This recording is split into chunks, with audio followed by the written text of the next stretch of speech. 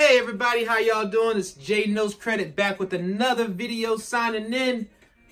Credit is queen, you already know. Let's get into it. Now, one thing I'm gonna talk about today is authorized users, okay? The benefits of authorized users and the algorithm that the credit bureaus are using right now currently in order for it to factor into your approvals or disapprovals, okay? So why should you get some authorized users? Why should you get AUs? What are AUs, okay? Now, there's lots of videos on what AUs are. If you don't know what an authorized user is, just know it's when you get added on to somebody else's credit card and you're able to piggyback off of their years of history. Keep in mind that a lot of the Amex charge cards, if anybody's trying to sell you an Amex charge card that has history, that history is not going to show up. All right, it's only going to post for that month or the previous month, and that's it. It's not going to post that backdated history. So make sure you're careful about the AUs that you're purchasing, because people will sell you on something that you're not actually getting or that you think you're getting, okay? Anyway, so part of the algorithm with adding an authorized user, like why should I get it? How does it benefit me? Like why would they approve me, okay? So in the algorithm, and this is going from somebody who works at Experian, okay? With the algorithm, it raises your score about 8 points for every year that you have in that AU history, okay? So for an example, let's say you need a 40-point jump in your credit score, all right? So if you do a 5-year history authorized user, you get an average of 5 years when it comes to the authorized users.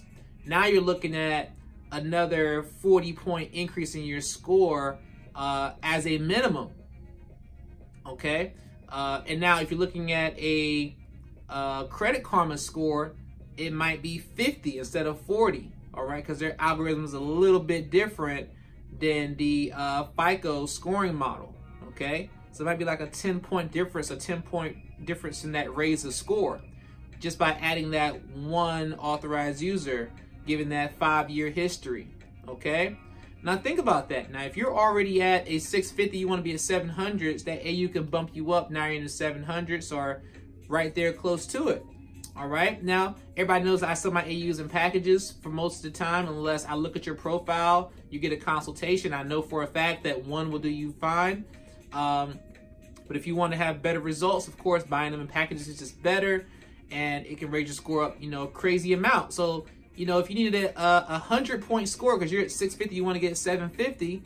Well, look, you know, you want to get at least, you know, 12 years of history to get that bumped up to that score. Now, of course, you have to look at how much that package will cost you. It might cost you a little bit more than the lower packages, but it'll get you where you want to be. And that's the point, you know? So focus on what you want, not how much it costs, okay? I learned that a long time ago. When I go out to eat, I don't eat based on what it costs. I eat based on what I want, okay? If I can't afford to eat there, I should not be eating there whatsoever, okay? So I come there to eat, I'm gonna eat what I want, not the price ticket, okay? So keep that in mind. If you want your credit to be right, you gotta spend money because you're trying to get what you want, all right? Getting that value, okay? So there's an algorithm to that. So when you're buying AUs, just know you're not buying them just to be buying them. And when people are advising you, whether it's me or some other guy on YouTube or anywhere telling you, hey, you need some authorized users, they're probably right. They're most likely right, especially if you're trying to get credit card funding or any type of funding or closing your house to get a higher score. They're more than likely right, okay? Just be careful about what type of AUs you're getting. Like I said, be mindful of that Amex AU. Now, I did hear that people have credit cards that are posting, but me personally, I try to stay away from Amexes altogether. Unless it's a family, friend, something like that. You just want to get that boost in utilization, okay? So you can use it as a combination of lowering utilization and then throwing other cards on there to give you more history. That's just another tactic, okay?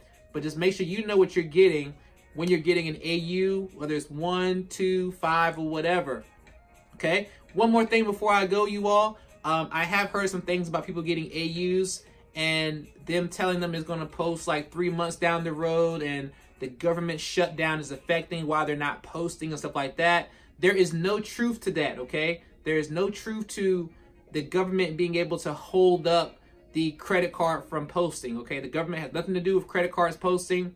All through the government shutdown, no credit cards got paused. Nobody stopped getting loans because of the government shutdown. Now, people who didn't have, you know, who were not getting paid and who didn't have a pay stub to show, maybe they didn't get approved for a loan possibly, but they're still giving out loans. Credit cards are still processing. Credit cards are still posting. People are still applying for credit cards every day online.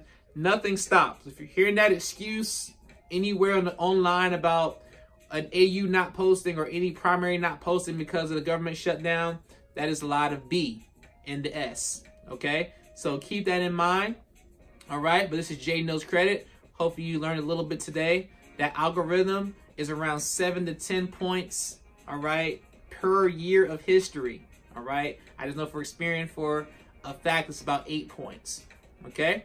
But it's your favorite guy in the hoodie, Jay Knows Credit, signing out. Credit is queen.